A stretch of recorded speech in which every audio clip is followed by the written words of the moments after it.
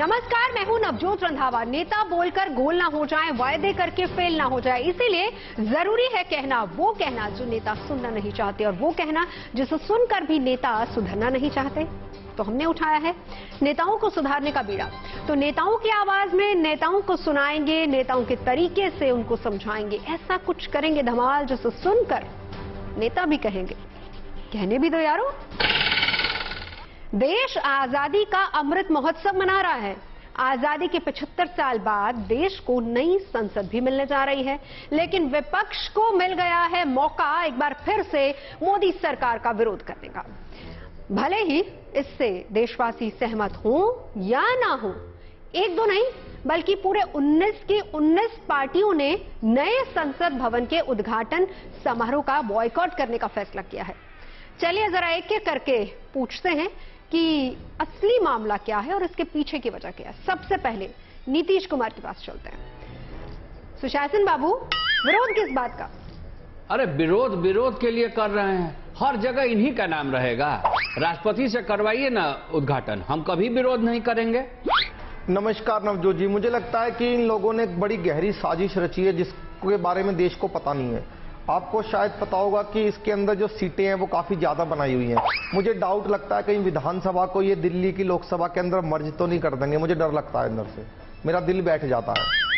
ये नया संसद का क्या जरूरत है? इतना बड़ा बिल्डिंग बना दिया तुम। हाँ, जिस समय कोरोना का वैक्सीन चाहिए था उस समय बिल्डिंग बना रहा था, और जी फिर से इनॉग्रेशन भी तुम्हें करेगा। अरे जब तुमने कर लिया, फाउंडेशन डाल दिया, खत्म। अब राष्ट्रपति करेगा या लोकसभा स्पीकर करेगा? मुझे समझ में नहीं आता है, ये लोग बिल्डिंग बना रहा अपने बैठने का, जनता का परवाह नहीं है। जनता का जेब काट के ये संसद का फीता काटने चले हैं, ये हम बर्दाश्त नहीं करेंगे। देखिए, ये सेपरेशन ऑफ पावर शेयरिंग का मुद्दा है। हम तो विरोध इस बात का भी कर रहे हैं, भाई मोदी जी ही क्यों? अरे अगर आपको करवाना है इनॉग्रेशन तो हमारा करवाइए आप राष्ट्रपति से भी मत करवाइए। हम उसको भी नहीं कहते हैं, हम कहते हैं custodian of parliament is the speaker. ये जो हो रहा है ये लोकतंत्र की हत्या है, और इस हत्या को होते हुए हम सब लोग देख रहे हैं भैया। ये तानाशाही है, ये मैं होने नहीं दूंगा। कुछ भी हो जाए, एक दिन इस संसद पे सबसे ऊपर मैं बैठूंगा भैया, खत्म। चलिए, विरोध के साथ साथ अपना अरमान भी बता दिया राहुल जी ने। वैसे जननायक राहुल गांधी ट्रक ड्राइवर्स की समस्या जानने उनके बीच पहुंचे। ये बात कांग्रेस ने अपने ऑफिशियल ट्विटर हैंडल में लिखी है। वैसे लगता है कि राहुल बाबा इस बात को समझ गए कि 2024 का रास्ता संसद से नहीं बल्कि सड़क से होकर जाता है। अब बाबा समझ गए हैं कि अगर सत्ता चाहिए तो सड़क पर सत्याग्रह करो।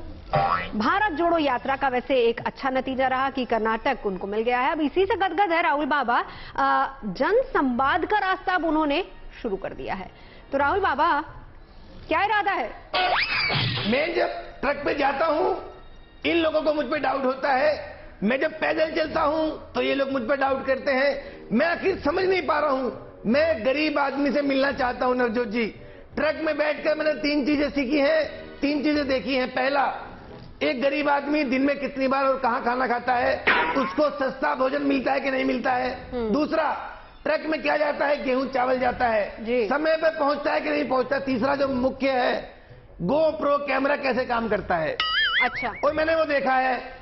अब मैं ये पूरे देश को बताऊंगा भैया, ट्रक से देश को ट्रैक पर कैसे लाते हैं। अच्छा ठीक है, लेकिन राहुल बाबा जो आपका ट्रक चल रहा है ना, उसके ठीक बगल में मोदी जी का ट्रक भी चल रहा है, और 24 में दोनों ही रेस में है। आपका मुकाबला मोदी जी से है। इनका ट्रक जनता पंचर करेगी, आप नोट करके रखो। इनका पंचर होने वाला है। मेरे ट्रक में एक्स्ट्रा स्टेपनी है, पूरा विपक्ष स्टेपनी का काम करेगा भैया। अरे भाई साहब, आप तो खुद ही न स्टेपनी लायक रहे न टायर लायक रहे, पंचर तो आप वैसे ही हो चुके हैं। अरे एक बार आपकी एक यात्रा जो सो कॉल्ड सक्सेसफुल क्या हो गई, आप मान रहे हैं ना। अरे कर्नाटक में तो ये होता ही है, 5 साल एक आदमी रहता है, 5 साल दूसरा सत्ता रहती है। लेकिन ये ठीक बात नहीं है, ऐसा नहीं होना चाहिए। आप ट्रक की यात्रा करिए, और सुना वहां पर आप बिना पैसा दिए जो है ट्रक ड्राइवर के साथ चले गए हैं, और वहां जाने की जरूरत क्या? दिखावा कुछ भी कर लीजिए, जनता आपको समझ चुकी है, जनता आपको नकार चुकी है। सुप्रीम कोर्ट से सरजी को अभी हाल फिलहाल में पावर मिली थी कि केंद्र सरकार ने फ्यूज निकाल दिया। जी हां, हम बात कर रहे हैं सेंट्रल गवर्नमेंट के उस ऑर्डिनेंस की जिससे सरकारी बाबुओं को रखने और निकालने की जिम्मेदारी एक बार फिर से केंद्र सरकार ने वापस अपने हाथों में ले ली है। और तो और इस ऑर्डिनेंस में क्लॉज भी लगा दिया गया है कि दिल्ली कैबिनेट के हर फैसले की जांच सेक्रेटरी करेगा और सही नहीं होने पर एलजी के पास पहुंचा दिया जाएगा। बस सरजी तो भाई आंदोलित हो गए और इससे पहले कि ये ऑर्डिनेंस संसद में पहुंचे, सरजी उसको फेल करवाने के लिए पहुंच गए सीधा दीदी के पास। नवजोत जी नमस्कार। आपको लग रहा होगा कि मैं इतना ढीला ढीला क्यों बोल रहा हूं। असल में मेरी पावर छीन ली इन लोगों ने, मेरी सारी पावर छीन के ले गए ये लोग। सुप्रीम कोर्ट हमें पावर देता है, ये लोग उसको छीन लेते हैं। आज मेरी जिंदगी विक्रम बेताल बन के रह गई। कभी शक्तियां आती हैं, कभी शक्तियां चली जाती हैं। आखिर क्या करेंगे। आज मैं दीदी से मिलने आया हूं और मैंने दीदी को ये भरोसा दिलाया है कि दीदी अगर आप मेरा साथ दे दें तो राज्यसभा के अंदर हम इस ऑर्डिनेंस को फेल करके मानेंगे। तो दीदी क्या इरादा है? हम इसका पूरा साथ देगा, because if I support him this ordinance cannot be passed in the Rajya Sabha because BJP is in minority. They have only 91 seats. And if the whole of the opposition comes together, this ordinance is going to definitely fail. Definitely fail. And if he has done this in one particular Delhi, he can do it in Karnataka, he can do it in Bengal. Wherever BJP is not in power, they will try to thrust this ordinance on the opposition parties. So that is why I am opposing. यानी कि नवजोत जी अब देश को ये समझ में आना चाहिए और खासकर भाजपा वालों को कि उनका मुकाबला दूसरे भाई बहन की जोड़ी से होने वाला है। वाह वाह, क्या गजब बात कही है। चलिए साथ तो मिल ही गया। तो इधर सरजी परेशान है और उधर सरहद पार खान साहब की मुश्किलें दिन दुनी रात चौगनी बढ़ रही है। गिरफ्तारी की तलवार तो पहले ही लटक रही थी, अब उनकी पार्टी के नेता भी उनको छोड़कर भाग रहे हैं। चलिए जरा खान साहब का हाल भी चलते चलते जान ही लेते हैं। खान साहब क्या हाल है? नवजोत जी अस्सलाम वालेकुम। एक बार फिर से मेरा खैर मकदम जानने के लिए आपका बहुत बहुत शुक्रिया। भाई खान साहब पड़ोसी हैं हम आपके। अरे अल्लाह ताला आप जैसी पड़ोसन सबको दे, मैं अल्लाह से ये दुआ करूंगा।